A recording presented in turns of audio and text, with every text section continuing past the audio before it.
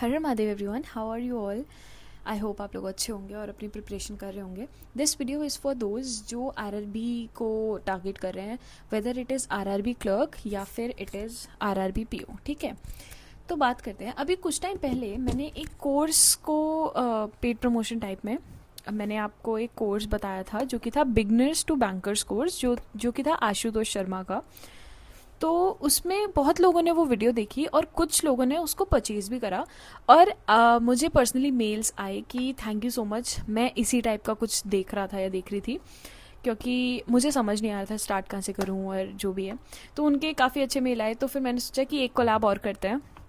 और ये पर्टिकुलर उन लोगों के लिए है जो आरआरबीज़ को टारगेट कर रहे हैं। ठीक है, क्योंकि आरआरबी के लिए भी टाइम है। आईबीपीएस पीओ आ गया, आईबीपीएस क्लर्क के फॉर्म फिल हो गए, एसबीआई क्लर्क के फॉर्म फिल हो गए। नाउ अगर आपने कुछ प्रिपेयर नहीं कर रखा और आपको कॉन्फिडेंस नहीं है खुद पे, तो आप लोग आरआरबी के लिए जाना चाहते होगे।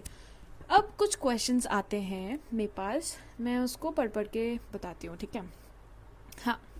तो देखो, फर्स्ट प्रॉब्लम क्या होती है कि आप आरआरबी पीओ को टारगेट तो कर रहे हो, बट आप प्रिपरेशन स्टार्ट कहाँ से करो। आप यूट्यूब खोलोगे, आपको बहुत सारे कंटेंट मिलेंगे, बहुत सारे टीचर्स मिलेंगे, बहुत सारे।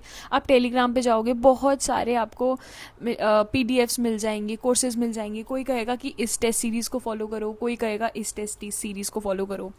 ठीक है, तो ये सब चीज़ें तो कंफ्यूज करती हैं, एक बिगनर को कंफ्यूज करती है। फॉर एग्जांपल, अगर आप रिपीटर हो या फिर आपको 1-2 साल हो गए हैं प्रिपरेशन करते हुए, तब आप कंफ्यूज नहीं हो गए। आपको पता होगा कि ये अच्छा मॉक टेस्ट सीरीज़ है और इधर ही मुझे जाना है, ऐसा करके।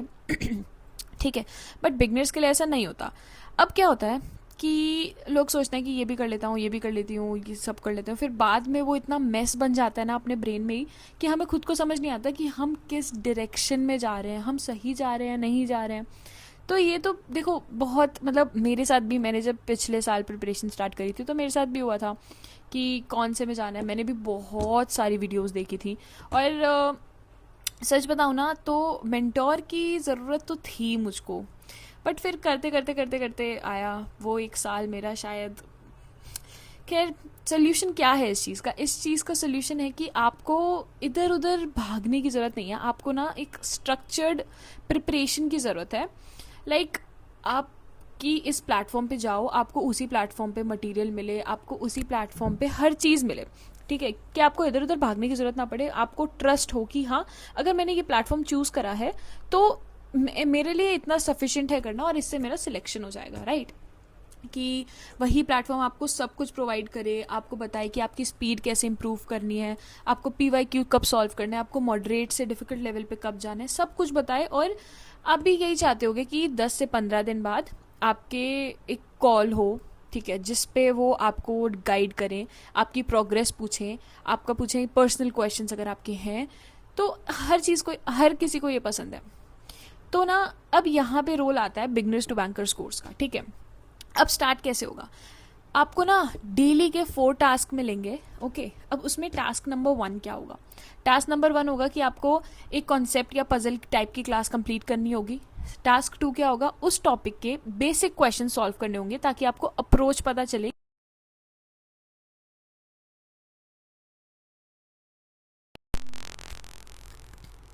रिलेवेंट क्वेश्चंस कौन से हैं। राइट, तो ये आपका टास्क 3 हो गया। अब लास्ट टास्क 4 टास्क है, जो कि है क्वेश्चन नहीं बना उसका सॉल्यूशन देखने के बाद उसको दोबारा देख के सॉल्व करना है। लाइक सिर्फ सॉल्यूशन देखकर समझ आ गया बोलना प्रिपरेशन नहीं होती ना।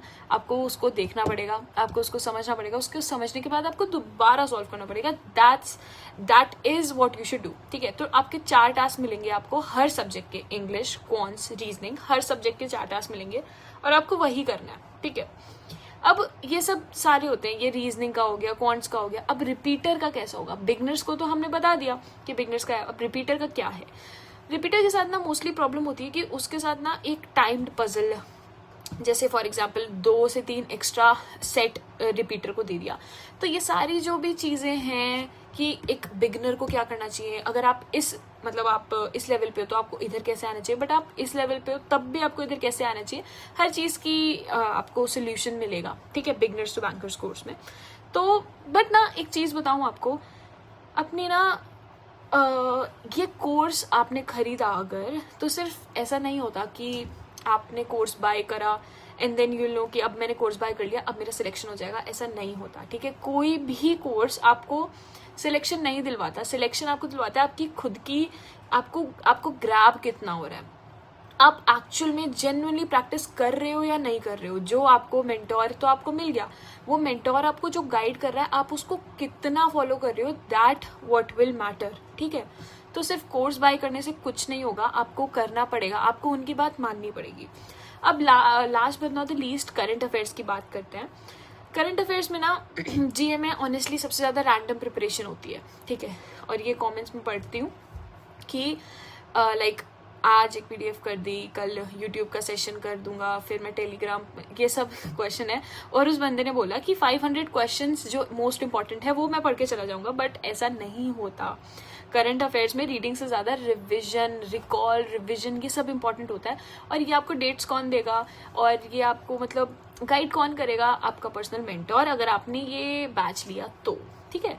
बाकी see this is a paid promotion, मैं आपको जो बता रही हूँ ये this is a paid promotion, but पिछली बार मैंने जब किया था तो दैट इज द हाँ, एक है कि एक्स्ट्रा टास्क होते हैं रिपीटर्स के लिए, वो कौन से हैं, like banking financial awareness revise करनी है, प्रीवियस ईयर करंट अफेयर्स को कैसे मैनर में देखना है कि हमें उस टाइप के क्वेश्चंस आए, और भी बहुत सारी चीज़ें हैं। इंग्लिश वीक है, इंग्लिश को कैसे ठीक करना है, हमने बार बार लेक्चर्स तो ले लिए बट इंग्लिश ठीक ही नहीं हो रही है, हमने प्रैक्टिस करी, सेक्शनल्स दिए, एनालिसिस किया, बट वो इंग्लिश ठीक नहीं हो रही है, तो उसको ठीक करने के लिए आपको किसी से बात करनी पड़ेगी, आपको लाइक एक स्ट्रक्चर्ड मैनर में आपको चीज़ें चलानी पड़ेंगी ताकि आपका सिलेक्शन हो जाए इसी साल और ये साल आपका वेस्ट ना हो।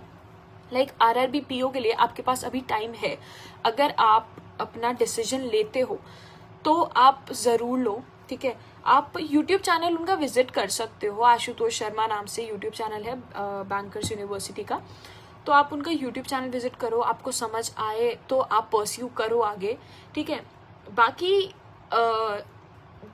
मतलब आपका डिसीजन है ये सारा कि आपको चाहिए क्या आप सारे लेक्चर्स देखते जाओगे यूट्यूब के या नहीं देखोगे, और क्या आप सारी पीडीएफ सॉल्व कर सकते हो या फिर आपको वही पीडीएफ सॉल्व करनी है जो आपको मिल रही है कि ये एग्जाम रिलेवेंट है, ये एग्जाम रिलेवेंट मॉक टेस्ट है तो ये आपको करना है, तो दैट्स इट, मतलब दैट्स इट फॉर दी। और हाँ, आरआरबी में कंप्यूटर आता है, that is the most interesting thing.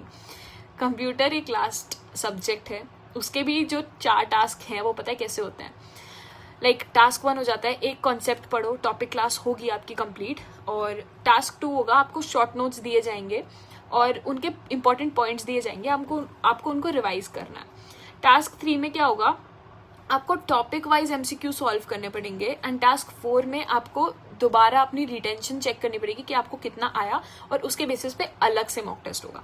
तो ये वही है कि आपको कंप्यूटर मतलब बेसिक लेवल से अच्छे लेवल पे पहुंचना है तो लाइक फास्ट रिविजन, मोर एमसीक्यूज, पीवाईक्यू, सब कुछ एवरीथिंग एक ही प्लेटफॉर्म पे आपको मिल जाएगा, ठीक है। और बस यही चीज़ थी कि learn, practice, test, analyse, improve, ये सब जो नॉर्मली करना होता है।